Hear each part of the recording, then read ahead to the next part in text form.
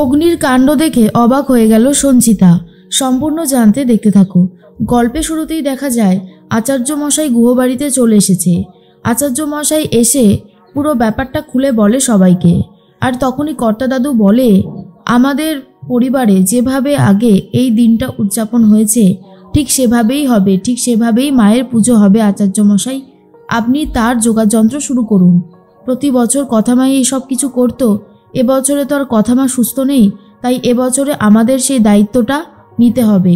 এর মধ্যেই তিমির তখন বলে, হ্যাঁ আচার্য মশাই, আমরা কোনোটাতেই কোনো কিছু ত্রুটি রাখতে চাই না, খুব ভালোভাবে অনুষ্ঠানটা সম্পন্ন করতে চাই। আপনি শুধু আমাদেরকে বলুন কি করতে হবে আর কি করতে হবে না। তখনই আচার্য মশাই বলে, হ্যাঁ সেটা তো আমি বলে দিচ্ছি। তিমির এটাও বলে যে ধুনো নিয়ে হাতে যেটা করতে হয় আমরা সেটা করতেও রাজি আছি। তখনই আচার্য মশাই বলে, ওটা কিন্তু খুব নিষ্ঠা ভরে করতে হয়, ওতে যদি কোনো ভুল হয় তাহলে পরিবারের অনেক বড় অমঙ্গল হয়। তোমরা পারবে তো এত বড় একটা কাজ করতে? হাতে নিয়ে ওইভাবে বসে থাকতে হবে, চোখের পলক কিন্তু ফেলা যাবে না। আর এটা শোনার পরেই তিমির তখন বলে, পারবো, আমাদেরকে যে পারতেই হবে। এর মধ্যেই তখনই প্রিয়া বলে, ছোট মামাই আমরা পারবো কি আদৌ এটা করতে? আমার কিন্তু খুব ভয় লাগছে। এর মধ্যেই তিমির বলে, পারতে তো আমাদেরকে হবেই। এর মধ্যে দাদু জিজ্ঞেস করে, আচ্ছা অগ্নি কোথায়? ওকে তো কোথাও দেখছি না। তখনই তিমির বলে, বাবা ও হসপিটালেই রয়েছে, হসপিটালে ও রয়েছে বলে আমি আর ওকে বিরক্ত করলাম না। চিন্তা করো না, ওখানে আক্কিও আছে। আমি চাই অগ্নি একটু কথার সাথে সময় কাটাক। যত বেশি সময় কাটাবে ছেলেটার মনটাও ততটা ভালো থাকবে। ভেতরে ভেতরে গুমড়ে গুমড়ে শেষ হয়ে যাচ্ছে অগ্নি। ওর এই কষ্টটা সত্যি বলতে আমিও দেখতে পাচ্ছি না। তখন কর্তা দিদা বলে, না না ভালো হয়েছে অগ্নি দাদুভাই ওখানে আছে। এরপর অগ্নি কথার দিকে তাকিয়ে রয়েছে এক দৃষ্টিতে আর বলে, জানিস তো কথা, শুধু তোর কথাগুলোই মনে পড়ছে।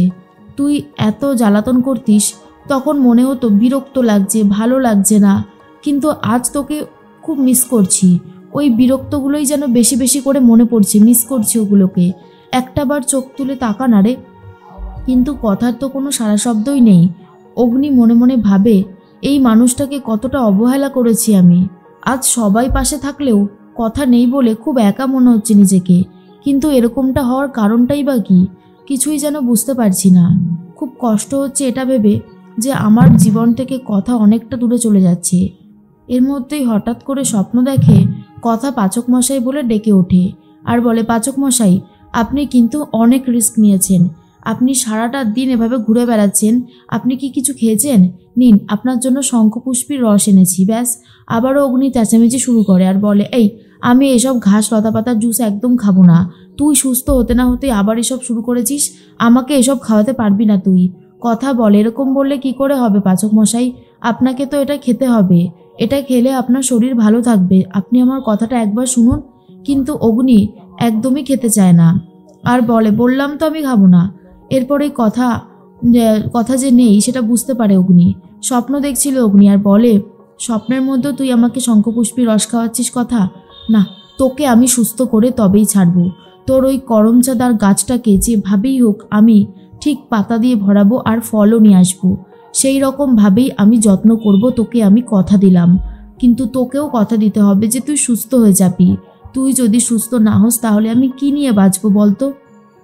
এরপর অগ্নি অনেক কষ্ট পাচ্ছে। বাড়িতে পুজোর বন্দোবস্ত শুরু হয়ে গেছে, সবাই চলে এসেছে। ঢাক যারা বাজাবে তারাও এসে গেছে। এরপরে কর্তা দাদু বলে, ঢাকিদেরকে কে আসতে বলেছিল? তিমির তখন বলে, বাবা আমি বলেছি। পুজো হবে ঢাক বাজবে না সেটা কি হতে পারে বলো? আমি জানি বাড়ির সবার অবস্থাই খুব খারাপ, কিন্তু কি করবে বলো? জীবনে এমন অনেক কিছুই থাকে যখন আমাদের হাসি মুখেই সেটা মেনে নিতে হয়। অগ্নির দিকে তাকাও বাবা, অগ্নি একেবারে শেষ হয়ে যাচ্ছে ভেতর ভেতর। ও যদি এত মনমরা হয়ে থাকে তাহলে আমরা কোনোভাবেই কিছুতে শান্তি পাবো না। ওকে ভালো রাখার জন্য, কথাকে সুস্থ করার জন্য আজ বাড়িতে জাঁকজমক করে পুজো হবে। আজ আমরা সবাই পুজোতে বসবো আর ধুনোও নেব হাতে।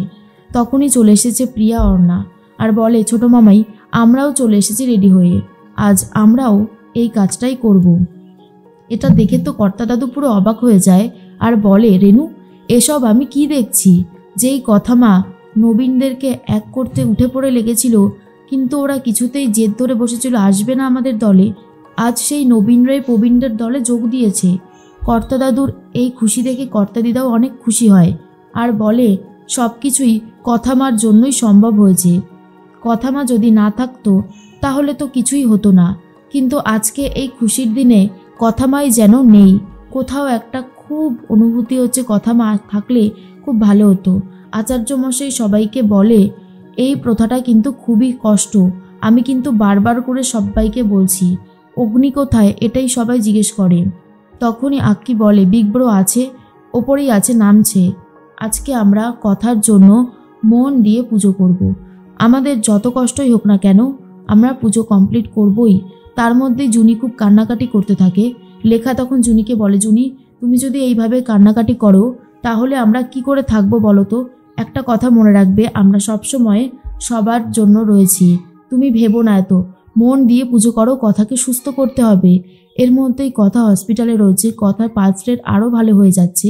এর মধ্যেই চলে এসেছে সঞ্চিতা। আর তখনই সমীরবাবু বলছি একবার যান না আপনি, অগ্নিকে ওপর থেকে ডেকে নিয়ে আসুন না, ওর আসাটা খুবই জরুরি। সঞ্চিতা বলে এখন অগ্নির যা মনের অবস্থা, আমি ডাকলে কি ও নিচে আসবে? আমার মনে হয় ও নিজেই নিচে আসবে, একটু সময় দিতে হবে ওকে। তার মধ্যে পুজোর আয়োজন শুরু হয়ে গেছে। জুনি, ঋতু এরা পুজোর আয়োজন করেছে।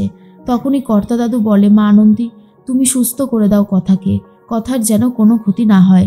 এরপরেই কর্তা দাদু বলে করমচা গাছ তো প্রতি বছর কথামা আগের বছর দিয়েছিল আর কি, এবছরেও তো কথামা করমচা গাছটাকে যত্ন করছিল, কিন্তু এবার কি হবে রেনু? ঠিক সেই করমচা গাছটাকে নিয়েই অগ্নি নেমে আসে আর তাতে ফলও হয়েছে। আর এটা দেখার পর তো পুরোপুরি অবাক হয়ে গেছে কর্তা দিদা আর বলে অগ্নি দাদুভাই কি করেছো? এত সুন্দর যত্ন করেছো, গাছে ফল এসে গেছে। সব কিছুই কথামার জন্যই করছো তুমি, আমরা সবাই জানি। মা আনন্দী নিশ্চয়ই তোমার স্ত্রীকে সুস্থ করে দেবে। সমীরবাবু ভগবানের কাছে প্রার্থনা করতে থাকে আমি যে কাজটা করতে পারিনি, আমি আমার স্ত্রীর পাশে দাঁড়াতে পারিনি, আমার ছেলে সেটা করছে। ওর মনস্কামনা তুমি পূরণ করো ঠাকুর। এরপর সবাই নিজেদের মতো করে ঠাকুরের কাছে প্রার্থনা করতে থাকে যাতে কথার জ্ঞান ফিরে আসে, কথা সুস্থ হয়ে যায়। এরপর সঞ্চিতা আর অগ্নি দুজন মিলে আরতি করতে শুরু করেছে গান করে কথার জন্য। সবাই এটা দেখে তো অবাক হয়, আর অগ্নি যেটা করছে সেটা দেখেও সঞ্চিতা অবাক হয়ে যায়। স্ত্রীর প্রতি ভালোবাসা না থাকলে কখনোই এরকম কিছু করা যায় না, এটাই বিশ্বাস করতে শুরু করে সবাই। কিন্তু অগ্নি এখনও বুঝতে পারছে না সে কথাকে কতটা ভালোবেসে ফেলেছে, আর তার জন্যই এই সব কিছু আয়োজন করছে। এদিকে কথাও কিন্তু আস্তে আস্তে সুস্থ হয়ে যাচ্ছে।